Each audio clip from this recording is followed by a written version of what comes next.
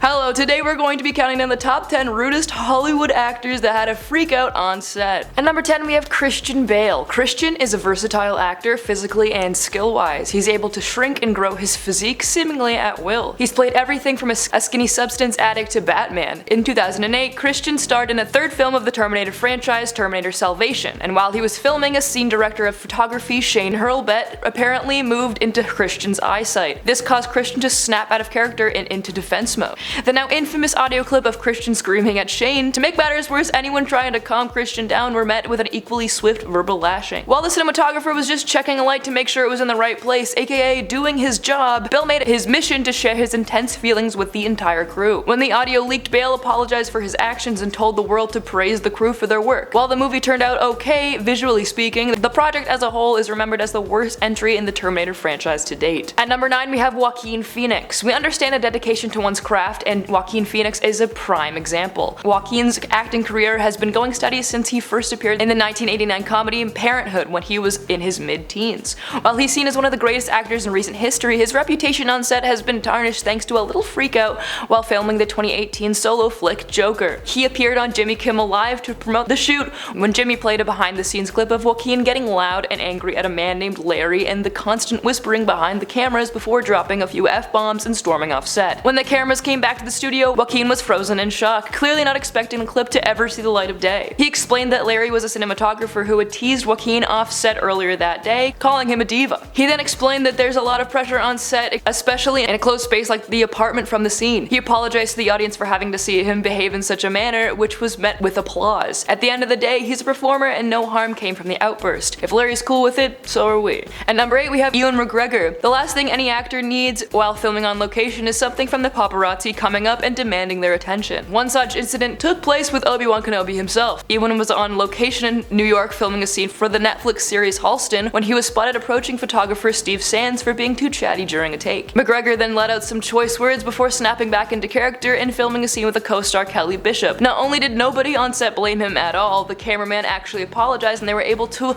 laugh the whole thing off. I've seen what this guy can do with a lightsaber and none of us should be getting on his bad side. At number 7 we have Tom Cruise. Now we know Tom Cruise is insane, there's no denying that, and he may be one of Hollywood's biggest and brightest in his early days, but his career and skills as an actor have been slowly going downhill since he divorced Katie Holmes. To prove his insanity and rage, let's talk about an incident that occurred on his last Mission Impossible movie, an audio clip that was released of Cruise berating several crew members with intense anger. The crew in question were accused of not following safety protocols that were in place at the time. In the rant, Tom was heard swearing and screaming about the rules and how if he wants something to happen, it will happen. The crew are essentially his minions who must do their master's bidding. The rant went viral when Cruise defended the rant rather than apologize for it, claiming that he said what he said and the stakes were at an all-time high. While this may have happened at a time when Hollywood was shut down and many productions were on hold, that's no excuse to harass the people trying to make you look good. At number 6 we have Clayne Crawford. When actors portray their best friends on screen, you expect the friendship to seep through them in real life, right? Well, wrong. Clayne Crawford and comedian Damon Wayans started working together on a series remake of the hit action film franchise Lethal Weapon in 2016,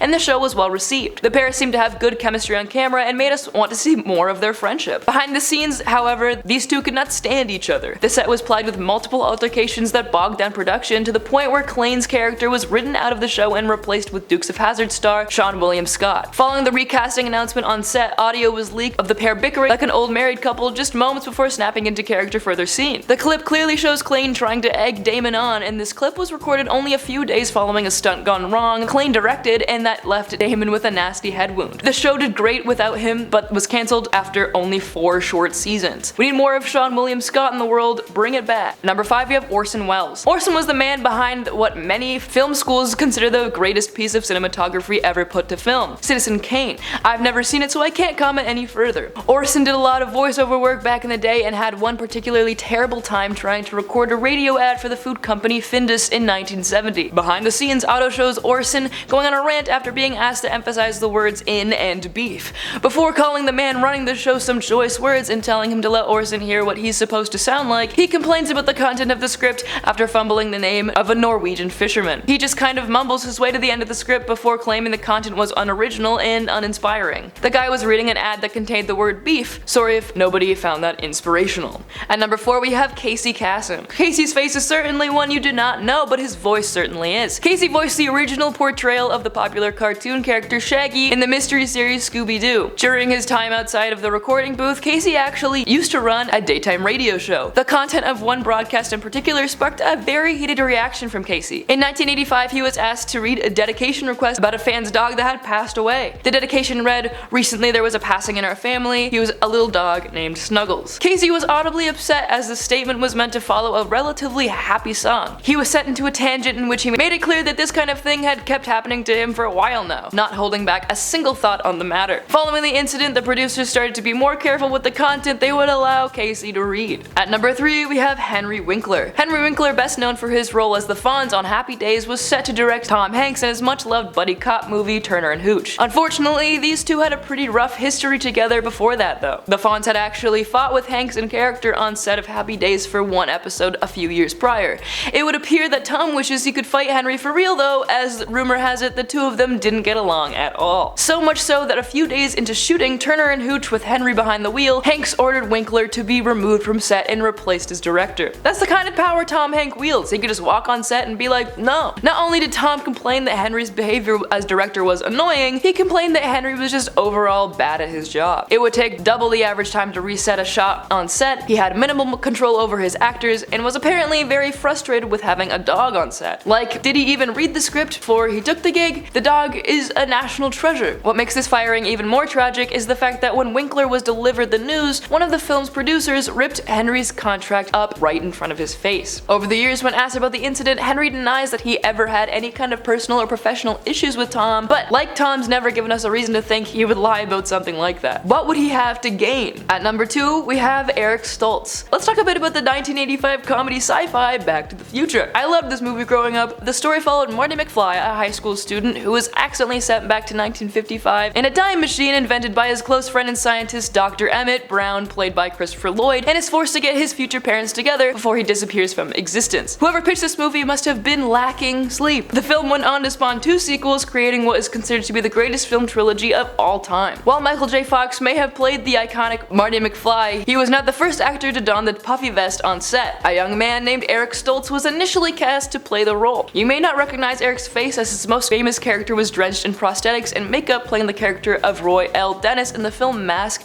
as a man with several facial and skull deformities. He was nearly halfway through shooting the flick when the news came that he was going to be replaced with Michael J. Fox. Fox was the director Robert Zemeckis' first choice, but was initially unable to sign onto the project due to his prior commitment to the sitcom Family Ties. Eventually though, the two studios were able to find a way to work out his schedule and allow him to film both projects simultaneously. This is why you may notice a majority of Marty's scenes that take place outside are at night, as it was the only time he could film for a good 60% of the shoot. Robert wanted Eric out from the beginning, however his portrayal of the character was far more intense than the writers had in mind. And not to mention, Eric read the end of the movie as tragedy instead of a happy ending. Spoiler alert, at the end of the first film, Marty returns to 1985 after successfully getting his parents together, but instead of being poor and depressed, the family is now thriving and successful. Somehow Eric took this as Marty becoming an outsider in the world. His intensity combined with the depressing performance of the finale got him kicked off the shoot only minutes after Fox was available. And at number 1, we have Lindsay Lohan. She got her start acting at the age of just 3, starring in over 60 TV spots and commercials for brands like Gap, Pizza Hut, and Jell-O. She had her big break when Disney cast her to play 2 roles in the classic family comedy The Parent Trap. She played twin sisters Haley Parker and Annie James, who randomly meet at summer camp and discover their parents split them up when they were babies following a divorce. Her career only seemed to rise from there, starring in several cult classics like Freaky Friday with Jamie Lee Curtis and Mean Girl as the main character Katie Heron. Her spot on this list, however, comes from the last roles before her hiatus in the 2013 film The Canyons, starring alongside adult film star James Dean in the leading role. Her reputation was tarnished enough by 2013, but it was made even worse after an audio clip was released of Lohan berating her co-star on set for not performing a line properly. Lindsay was annoyed and took several shots at Dean, telling him to do his damn job. According to James, Lohan was aggressive towards him from the very beginning, apparently being upset that he was taking time off from adult films